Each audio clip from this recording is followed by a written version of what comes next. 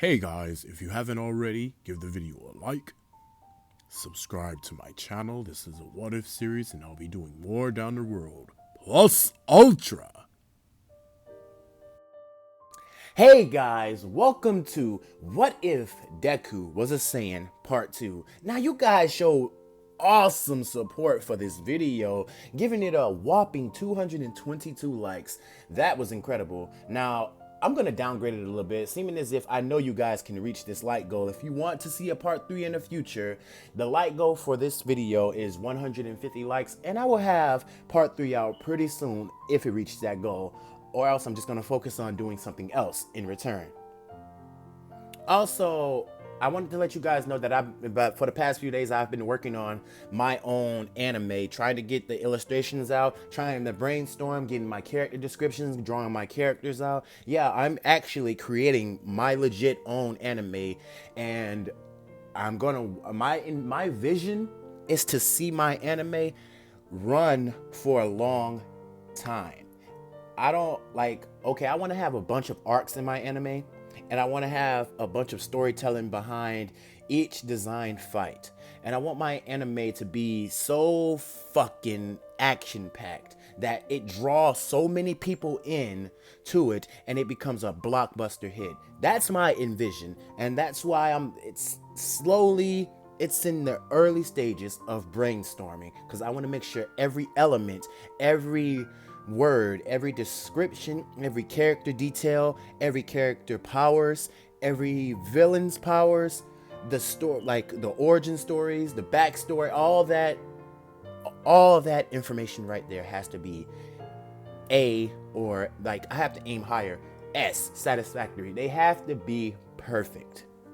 So that's what I've been doing. That's what I've been doing on my free time. That's what I've been uploading in the past few days. And anything else with that? I guess not. So let's do a small recap. Deku has just destroyed the Zero Pointer robot. As he was watching all the students run away, like he said in his head, why are they running away? That doesn't make any sense. So Deku destroyed the Zero Pointer robot with an eraser cannon, and he saved Ochaku, and that's it for the entrance exam. So Deku goes home, and Inko looks more like Gine. She kept up with exercising and all that. I'm not gonna say that Inko's a fighter, but she kept up with exercising and all that. So Deku would just go home and do his usual routine. It would be push-ups, sit-ups, crunches, pull-ups, weightlifting, getting his, like, just working out and doing some sparring. And he would eat dinner with Inko, and Inko would hand Deku a letter saying, you have a surprise, Deku. And Deku eyes would open and say, did I make it to UA entrance? Did I make it to the UA high school? And he would open the letter and All Might would appear. Yes, sorry, I had to clear my throat. Young Midoriya, you showed great heroism during the entrance exam. You've pulled out in first place with hero points and rescue points. I'm not gonna state how much he has, just know Deku's in first place. So Deku would shout he would shout, yes, I've made it. I've made it to the UA entrance exam. Now I can prove to the world how strong I am, that my quirk is really powerful. So Deku would be happy and he would celebrate with his mom, and then we would fast forward to the next day with Deku coming to the classroom and Bakugo's feet on the desk. And him and Ida would be arguing. Deku would walk into the classroom to see him and Ida arguing, but he would be approached by Ochaku saying, I just want to thank you for saving me. And Deku would say, no problem, but he would look at Ochaku and say, how did you get caught in the first place? And she said, well, I wasn't paying attention and that Zero Pointer robot just came out of nowhere. I understand. Well, just do your best to keep your guard up, because in a real battle, if something like that were to happen, I fear you would be dead. And Deku would just walk to his seat with Ida and Bakugo basically arguing with each other. Sorry about that stutter, but him and Ida would be arguing with each other, and he would walk over to Deku and say, hey, you showed great heroism during the entrance exam, and you showed great coward, and you showed nothing but being a coward during the entrance exam. Ida would say, what? Case in point, when the Zero Pointer robot emerged, instead of challenging the beast, standing your ground, you heard someone say help. I know, I have a feeling in my bones that all of you who ran away, well, most of you who ran away, heard someone yell, cry out for help. Now tell me, what kind of hero turns their back on an innocent civilian who cries out for help? I've seen so many people run away during the entrance exam, and you were included. You even looked at me and looked away. So keep your compliments. And Deku would go and sit down at his desk with Bakugo saying, "What are you doing here, you monkey-haired nerd?" And Deku would say, "Oh, you want to go, you yellow-haired freak?"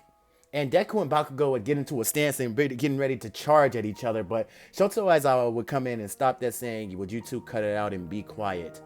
And Deku would look at the ground and saying, What the hell is that?" Shoto Aizawa would get out of the beanbag and say, "So this is my class, huh?" All right. Put these on and meet me out to the training field. And Ochaku would say, "But don't we have orientation to go to?" "Oh, yes. Well, this is my class. I can do whatever I want with my class. We don't have to, in the real world, like a hero world, orientations are not that important. What's important is that I test out your abilities and see if you're fit to be heroes. Now, put those on and meet me at the training field." So they would meet at the training field, and Deku would do stretches, and Shoto Aizawa would do the same thing like he did in the original canon. Well, with asking Bakugo, "How far did you manage to throw the ball in middle school?" And Bakugo would say 56 meters, and he would say, "Now try using your quirk." So Bakugo would do the same thing he did in canon, throwing the ball, saying "die," and he would get 762 point something. Let me know in the comments what the score was that Bakugo got, but I think it was somewhere around 762 point something. Anyway, everybody in the class would be saying, "Oh, that looks fun. This is interesting." And Shoto Aizawa would say, "Oh, so it's interesting, right? Well, whoever ranks dead last is expelled." And they would say, that's not fair." And Shoto Aizawa would look at them and say, "Are natural disasters fair? Are villains fair? Are people who cut in front of you in line, is that fair? No, the world is built around unfairness. It's our job as heroes to counter that unfairness. So let's begin." So we start with a 50-meter dash, and you got Tenya Ida, Bakugo, Shoto Todoroki, and Izuku Midori. You got all of them at the stands, and they shoot off with Izuku erupting in a yellowish green aura and instantly gets first place. And says, "Wow, so I have the speed advantage too?" So it would be Izuku coming in first place, Tenya Ida second, Shoto Todoroki third, and Bakugo fourth. Well, Bakugo and Todoroki are neck and neck at this point. So Deku would say, "Well, that's one thing about it. I guess this test will help me determine what my abilities are and what I can do."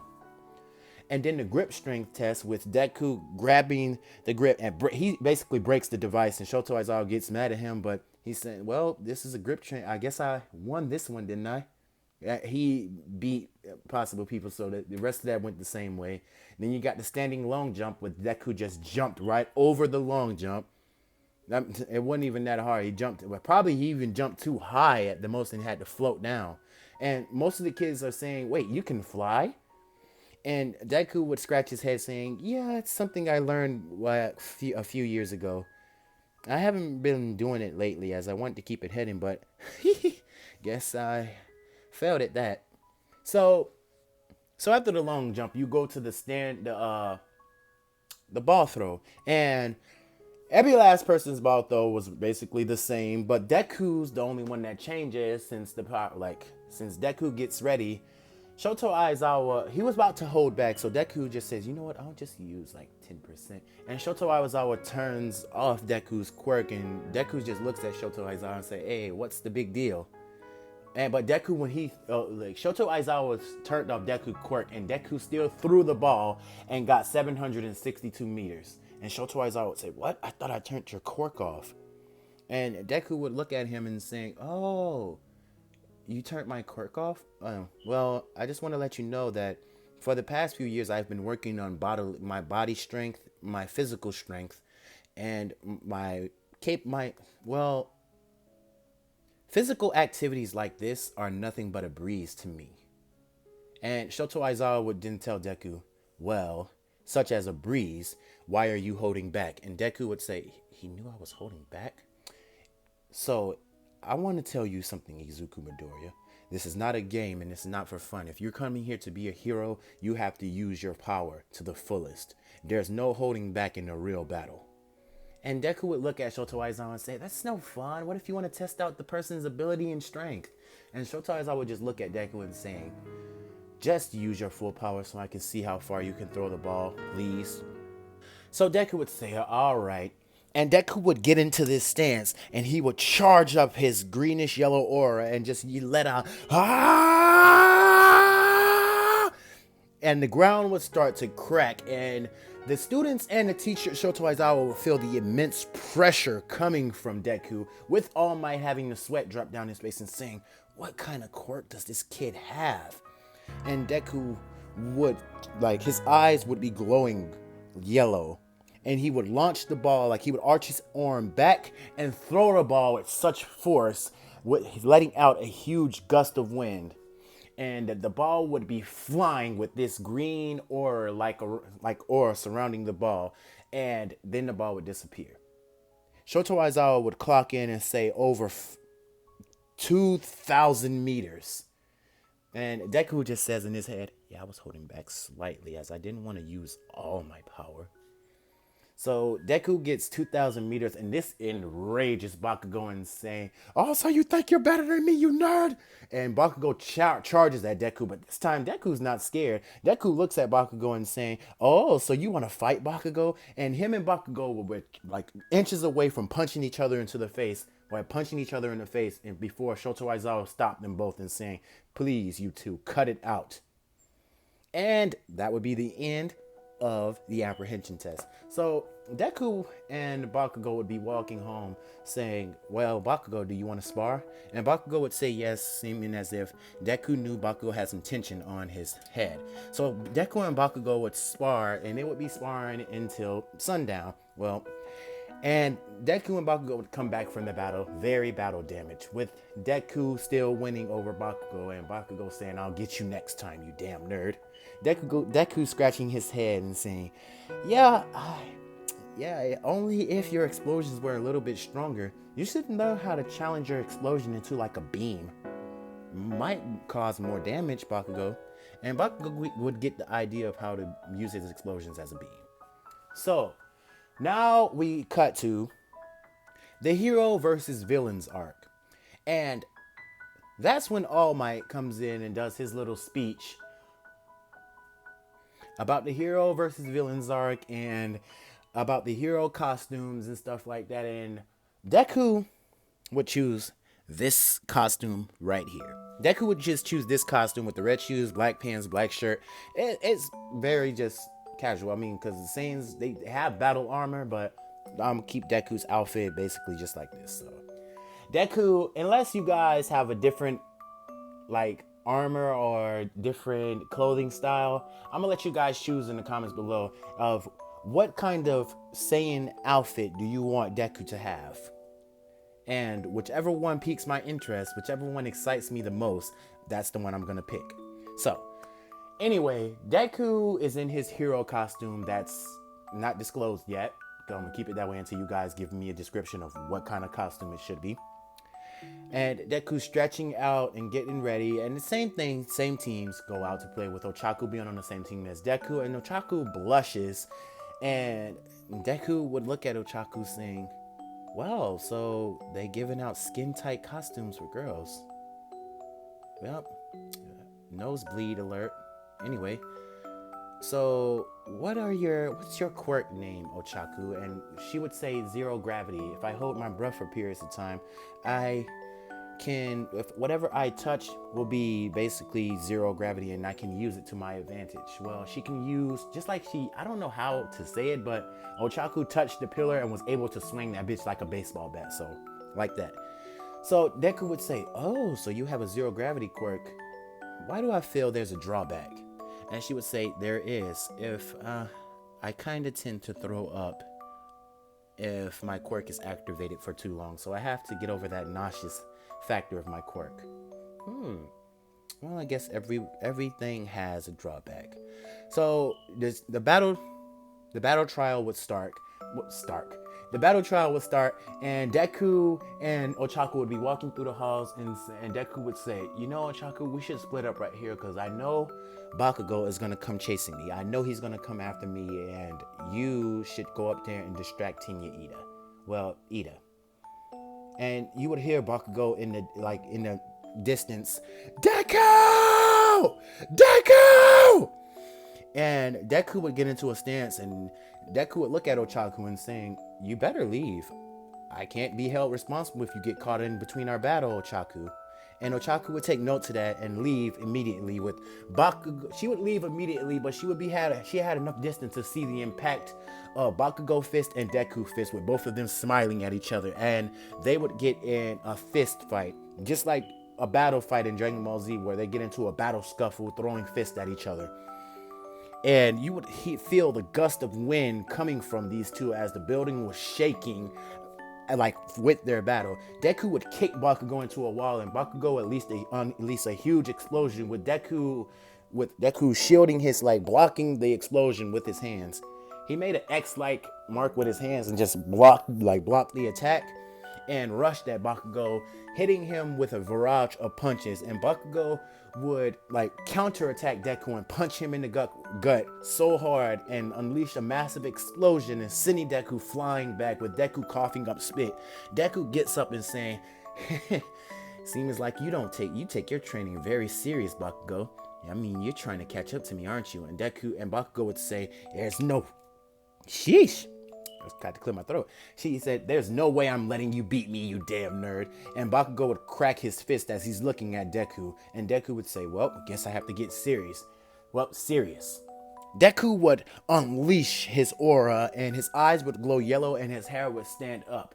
And Deku would say, Bakugo would say, "So you're using your wrathful form, huh?"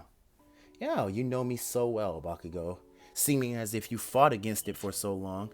Let's have a battle like we did when we were kids." So Deku and Bakugo would charge at each other, delivering various blows to one another. Bakugo would send out explosions, and Deku would send out ki blasts. Deku would hit Bakugo with an eraser cannon, and Bakugo would hit Deku with a huge explosion. These two would be battle damaged and bleeding. Deku would be bleeding. Bakugo would be bleeding, like scuff, like battle damage. You know what battle damage looks like. And they both would be breathing very heavily. And then they would rush at each other, and you would see a greenish yellow light with a orangish yellow light charged, like colliding. The building, All Might was very nervous looking at the building, and he's saying, what are these two? Are these two some kind of battle junkies or something like that? I don't think that building is gonna hold up if they go too long. And what Deku did, as Ochaku was up there, her and Tinya Ida were doing their usual thing, like in canon. And Deku would instantly redirect Bakugo's explosion upwards and giving Ochaku a leadway to touch the bomb for them to win. And Deku would punch Bakugo in the stomach so hard and send Bakugo back with a ki blast, knocking Bakugo unconscious. And that's it for the battle trial arc. Deku would brush himself off, but he would fall to one knee as he used a lot of power in that fight. And his quirk is taking a backlash on his body as his body begins to start throbbing. And Deku gets on the ground, and Deku says, "Explosions does pack a punch. Jesus Christ. I guess you have been making your explosions stronger, Bakugo." So Deku and Bakugo get taken to Recovery Girl, and they get their wounds healed up and all that. So, and it isn't like the little sad with Bakugo basically leaving the school or something like that. No, that doesn't happen. It's just Bakugo and Deku fist bumps with Bakugo saying, "I came so close to beating you." And Deku just raises an eyebrow and saying, "You did. Guess your training really is paying off. Guess I have to put some more serious work in too." And Deku would go to touch his chin and saying, "I wonder, is there any other forms I have besides that one wrathful state? Because that one is getting a little hard to control. I mean, it's in the name, wrathful state. So it's basically like when I'm in that state, I have so little control that's like I'm feeling like I might go berserk or just lose my sense of reason with everything. I have to find something else." So Deku would instantly go to train, and he would be training for basically just training, trying to get stronger, trying to find out if there's anything else he could use besides the wrathful state, due to the reason that the wrathful state on his consciousness, he's thinking that if he keeps using it, he's slowly gonna go berserk. And Deku doesn't want that because he can feel it in his body. He can feel the urge of him on the brink of snapping. And that's where I'm gonna leave it at, you guys. Thank you for all the support that you give in these videos. Thank you for the overcome love that you give in these videos. I love the support. I love the love. And I've said it a lot. I said that just like 2 times repeating myself. But anyway, without any further ado, you guys already know the deal. Plus Ultra. Good night, guys.